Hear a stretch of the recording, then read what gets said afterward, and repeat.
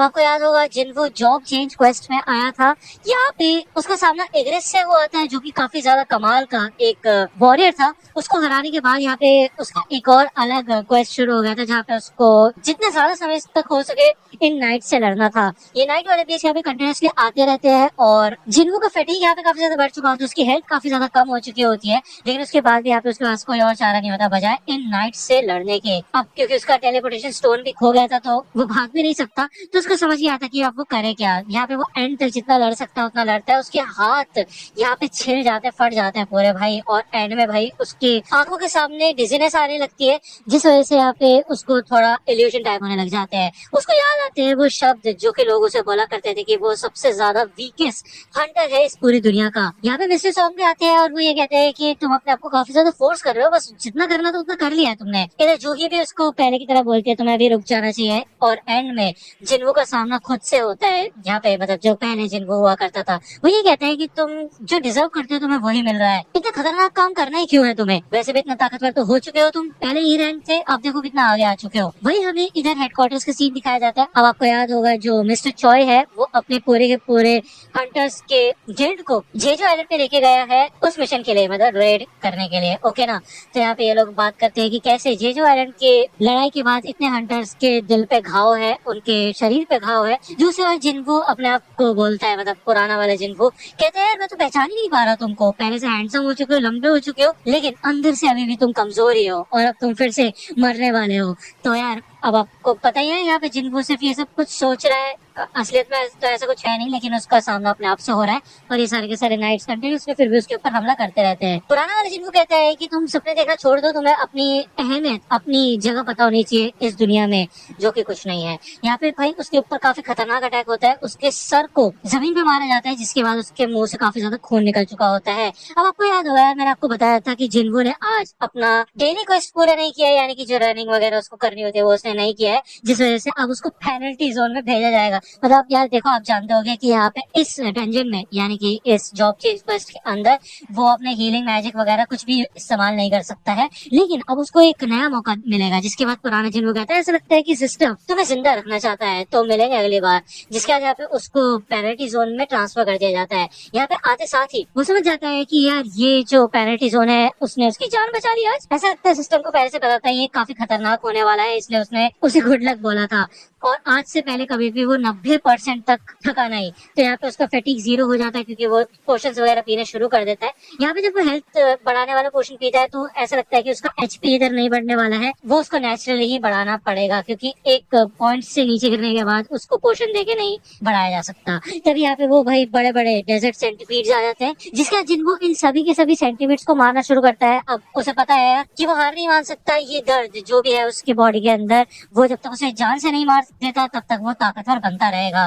वो इन सबकी बात लगाता है। वही दूसरी ओर जिना अपनी नींद से जागती है तो वो देखती है कि यार उसने सैंडविचेस वगैरह रखे थे जिन्वो के लिए और वो अभी तक घर वापस नहीं आया है। यहाँ पे रात के 3:40 हो चुके होते हैं और वो यही सोचती है कि यार इतनी लेट तक काम कर रहा है क्या, कहीं उसकी कोई गर्लफ्रेंड वगैरह तो नहीं बन गई ना, ऐसा नहीं हो सकता। जिसके बाद वो यहाँ पे फिर से सो जाती है। उसके अगले दिन गार्डन टीचर मीटिंग भी होती है और वो ये कहती है कि काश वो जल्दी बस आ जाए टाइम पे। यहाँ पे भी दिखाया जाता है कि जिन्वो लेवल अप हो चुका होता है इन सेंटीपीड्स को हराने के बाद, और लेवल अप होने के बाद उसकी जो हेल्थ वगैरह होती है वो भी बढ़ चुकी होती है। ये काफी कमाल का तरीका है हेल्थ बढ़ाने का, ठीक है।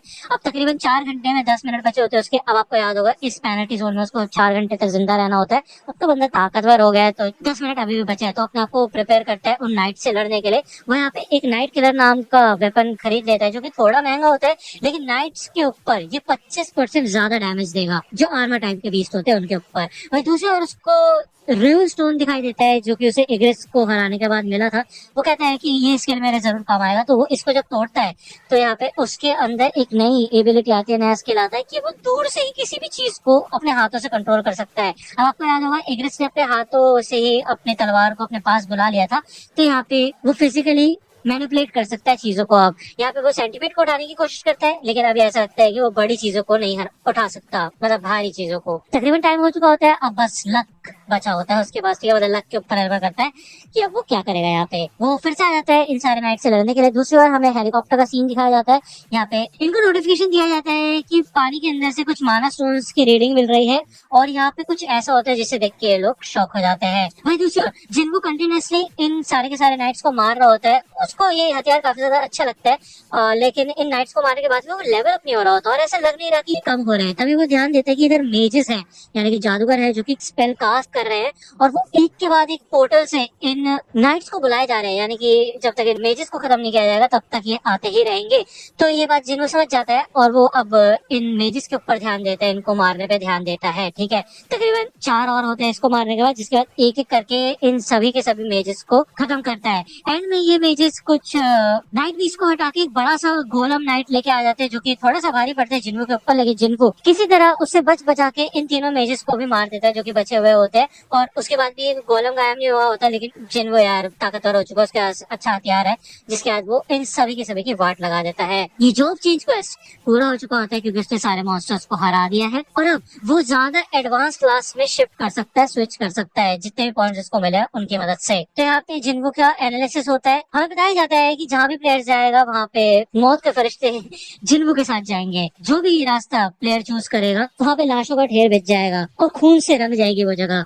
इसके अलावा प्लेयर को भारी ताकत मिलेगी और उसको अब किसी और के ऊपर निर्भर होने की जरूरत नहीं पड़ेगी क्योंकि वो ताकत भूतों से अब उसको मिलेगी और वो भूत जो कि शैडो आर्मी से आएंगे वो प्लेयर के हर ऑर्डर को मानेंगे और बस प्लेयर के लिए ही आएंगे।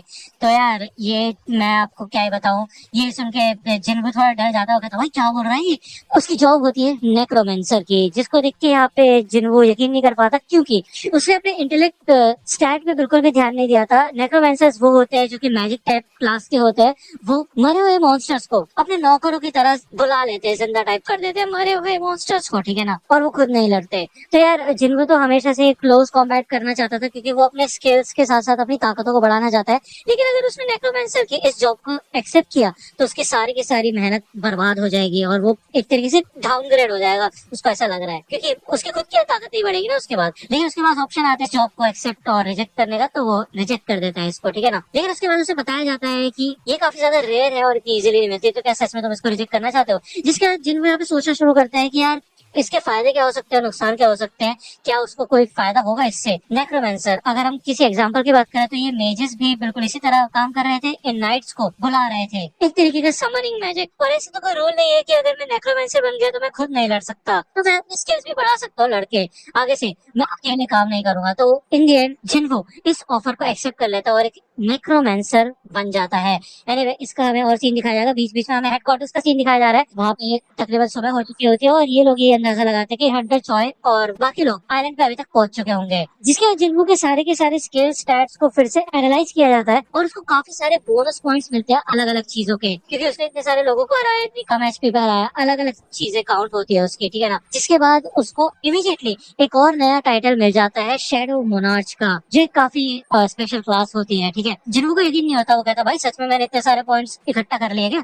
यहाँ पे भी दिखाया जाता है ये जो सारे के सारे मरे बीस्ट होते हैं इनके अंदर से एक ब्लैक ऑरा निकलने लग जाता है और जिन्वो को मरे हुए लोगों की आवाजें सुनाई देने लग जाती है। वो कहता है कि ऐसा लग रहा है ये लोग काफी दर्द में है।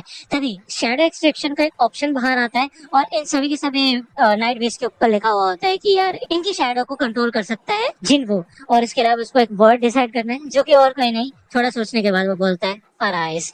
तो अराइज जब जिन्वो बोलेगा तो जितने भी मरे हुए बीस्ट या फिर मॉन्स्टर्स होंगे वो उठ के जिंदा हो जाएंगे और जिन्वो को सर्व करेंगे। मतलब यार राजा टाइप बन गया जिन्वो, यार यहाँ पे काफी कमाल की पावर है, तुम्हें नहीं लगता। यहाँ पे उसको 2 स्किल्स मिले होते हैं जो कि होते हैं शैडो एक्सट्रैक्शन, जो कि अभी हमने देखा, और शैडो स्टोरेज, यानी कि वो जगाए हुए शैडोज को यानी कि मॉन्स्टर्स को सेव करके भी रख सकता है बाद के लिए, ओके ना। साथ ही साथ इन सभी मॉन्स्टर्स यानी कि बीस्ट की अलग अलग रैंक्स होती है। अब वो सोचते हैं कि रैंक्स है तो इसका मतलब ये है कि वो एस रैंक के या ए रैंक के बीस्ट को भी जगा सकता है क्या, तो वो इग्रेस को याद कर करता है। यहाँ पे वो कुछ बीस्ट को वापस भेज देता है और आता है night commander एग्रेस the blood red के पास।